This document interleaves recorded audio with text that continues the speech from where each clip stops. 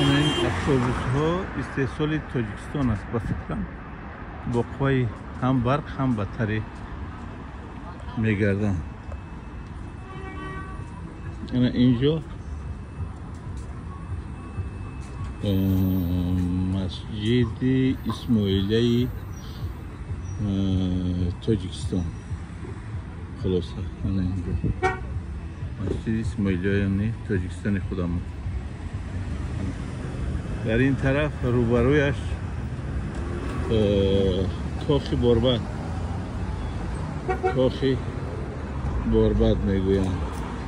پایانتر از این وای شفاخانه کره بالا. آنه پایان، آنه این کاخ باربد از نزدیک کرده که کاخ باربد.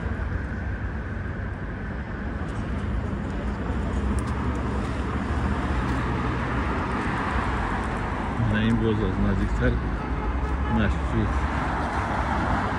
اسماعیلی خودم بدخشان فورت. خلاصه از مردم خودمانه. نه این کافی باربد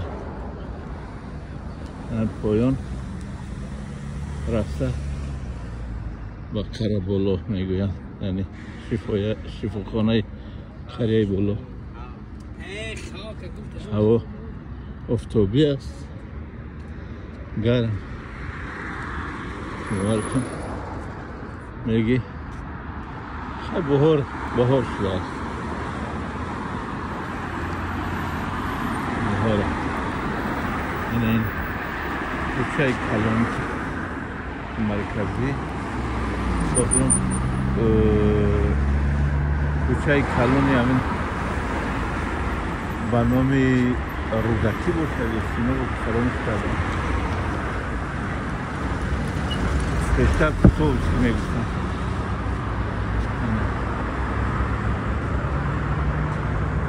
عجیب تازه و زوده، همه سرسبز و خرم.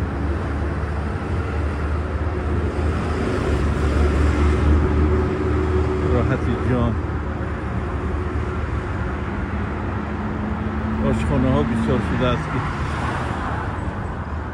در همینش عجایب است که در آشخانه های تاجیکستان اگر که بعد ساعت 2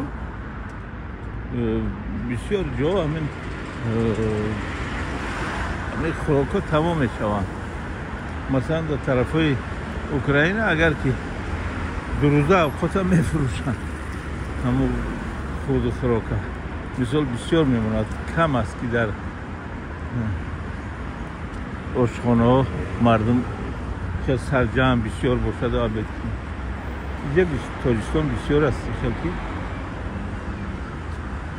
بسیار آدم در آشخانه ها، مثال کارمندان دولتی و شهر هم خیلی است. عجیبی بود.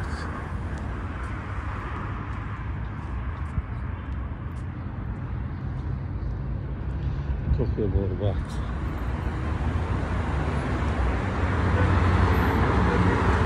باز یک بار مسجد اسماعیلی خودم من گذاشتم اینجا رو.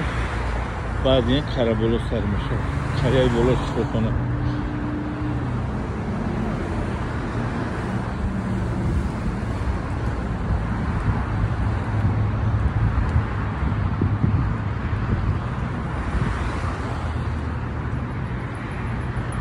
مرحمت ببینید وطن رو.